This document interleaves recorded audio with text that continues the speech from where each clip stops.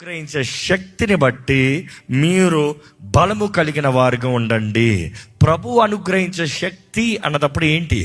మీకు పైనుండి శక్తి అనుగ్రహించబడుతుంది. మీరు వేచి ఉండండి. శక్తి అనుగ్రహించబడే వరకు you will receive the Holy Spirit. When you receive the Holy Spirit you receive what? గట్టిగా చెప్పండి, పవర్. పరిశుద్ధాత్ముడిని నువ్వు పొందుకునేటప్పుడు నీకు శక్తి అనుగ్రహించబడుతుంది. ప్రభు అనుగ్రహించే శక్తిని బట్టి బలము కలిగి ఉండు. ఎందుకంటే మనం పోరాడిన అపవాది ఎవరంట? 12 వచనం చదివాము. ఎక్కడ? మనం పోరాడేది రక్త మాంసంలో కాదు.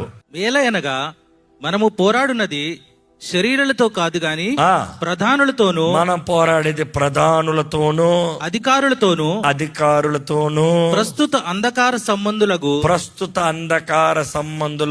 లోకనాథులతోనూ. ఎవరెవరితో పోరాడుతున్నారు? అందరు గట్టిగా చెప్పండి.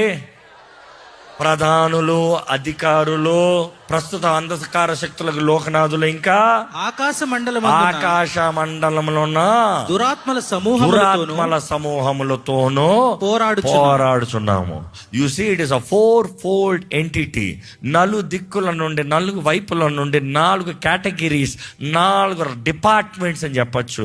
ఎందుకంటే ఒక డిపార్ట్మెంట్ యు సీ వారు గన్లు కొనుక్కోవాలా, లేకపోతే గవర్నమెంట్ గన్లు ఇస్తారా? You see, they are licensed to fight. They are licensed to operate.